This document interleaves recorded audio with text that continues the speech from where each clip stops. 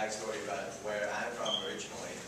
And at any time, you guys put your hands up, ask me questions, do whatever you want. Grown-ups, don't feel left out. You can put your hands up as well, ask me anything at any time.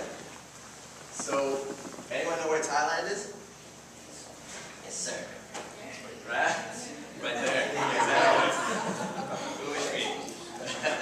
Anyone know what continent it's in? Yes, sir. Asia. Very good. Good. Thailand is in Asia. It's in Southeast Asia. It is, it's about maybe the 10th of the, or even the 20th the size of Canada, but it has double the population of Canada. There's about 60 million people that live in Thailand.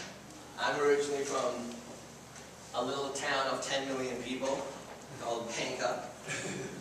And I've been living in Vancouver now for 14 years. So has anyone ever been to Thailand before?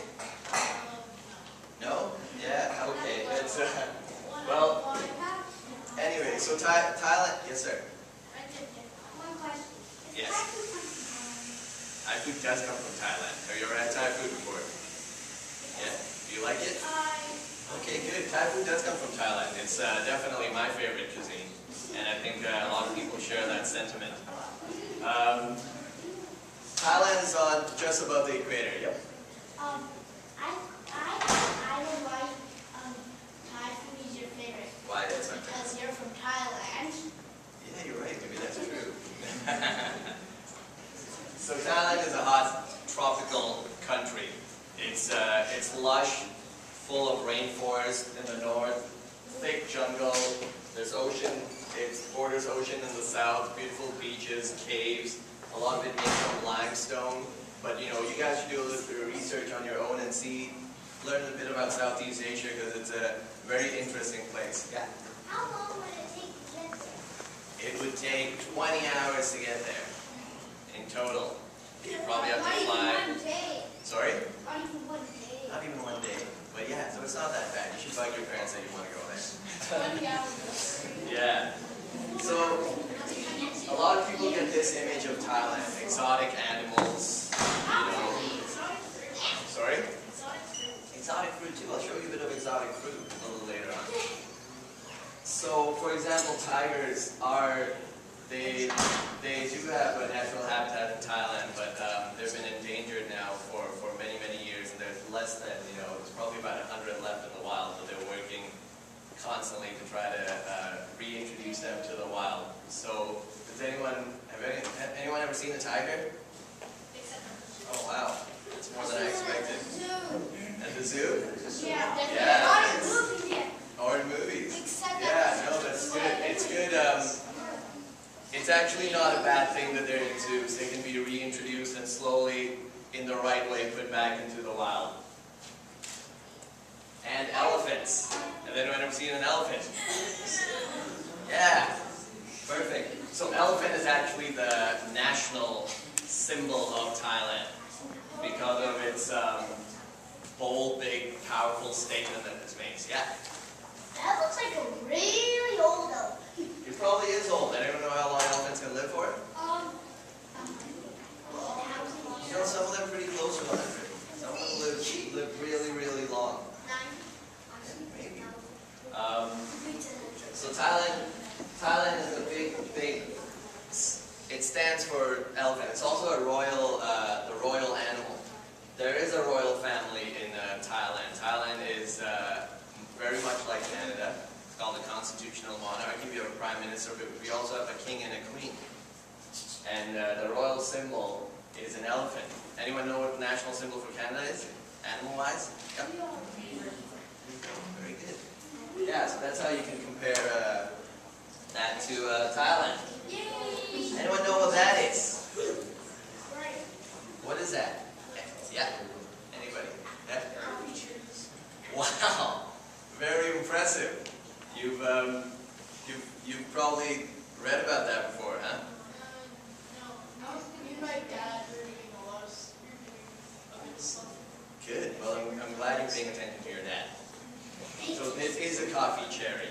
And what I do is I work with a coffee company from the north of Thailand in the Chiang Rai province in a village called Doi Chaang, which is about 1,700 meters high, up a mountain. And they're there's about 8,000 acres of coffee plantation that we take from. But we don't own any of that land. What happens is we work with the growers. We've given half of our company to the growers, so they own our company as well. Does that make sense to anybody? Yeah. No? Okay, good. It's called a cooperative. When everyone owns something together. You're familiar with that word? Good.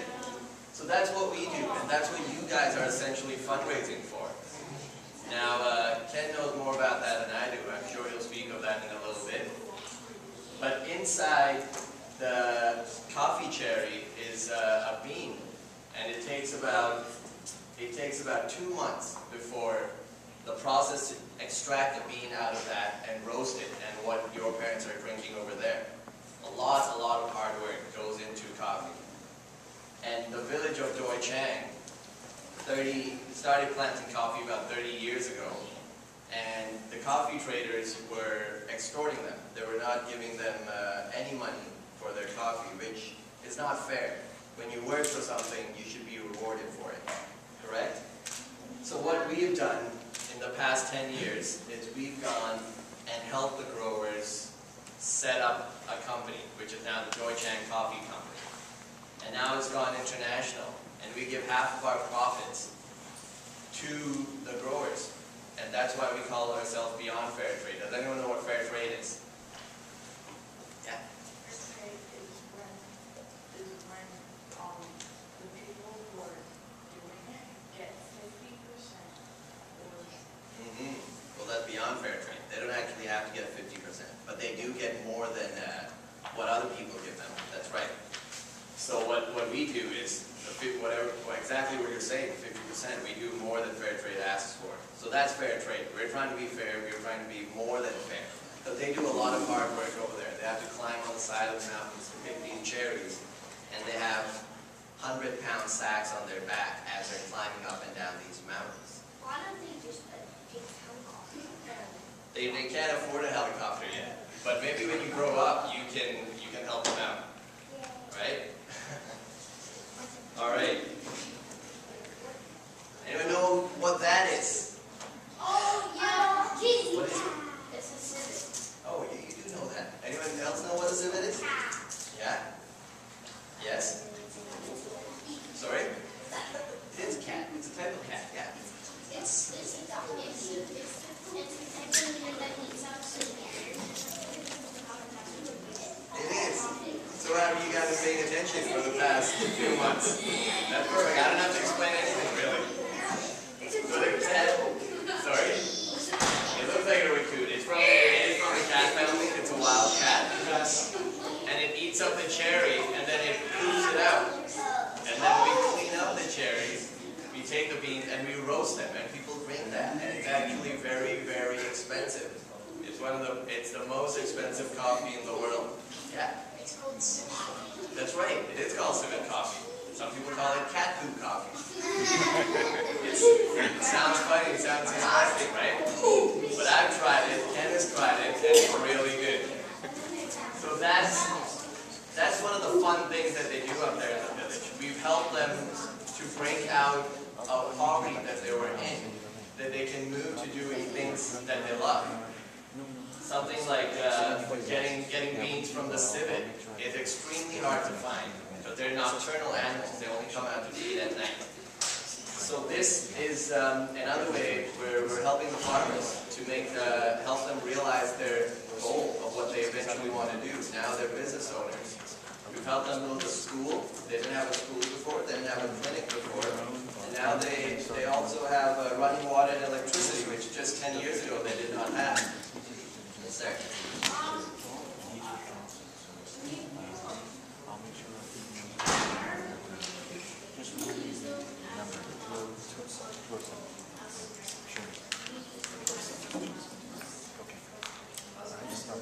As a pet? No. We would rather not use them as a pet. They're wild animals. And just like any other wild animals, we prefer to keep them in the wild. Yeah. Sorry? What kind of pets in Thailand do they have? Just like they have here. Cats and dogs. Not this kind of cat. Normal house cat.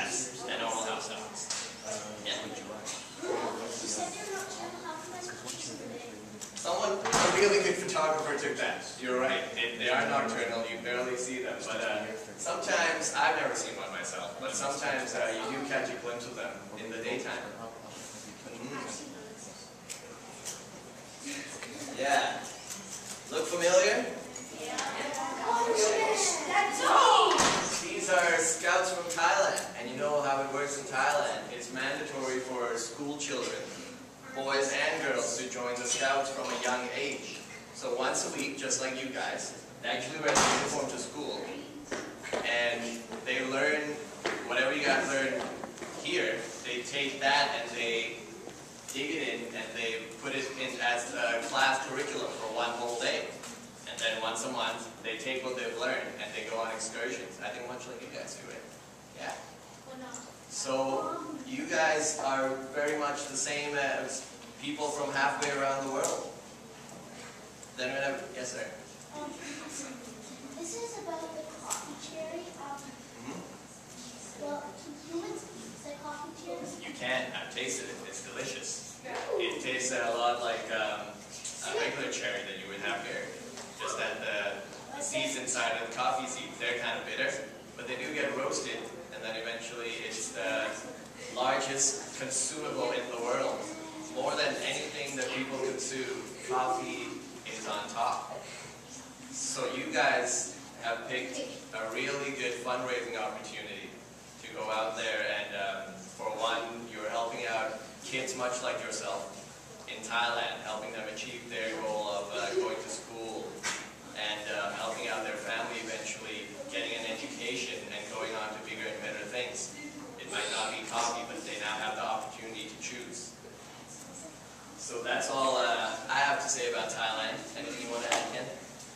I've never been there. I have to go there one of these days. You definitely do. No, I think that's great. I think it's a good thing. So I'm just, I don't know if you want to talk a little bit about the village or where you're going to go next in this. Sure. I'll show you guys a bit of a video about that. Sure. Take a bit of that. Do you have a video? Oh, Yeah. did you upload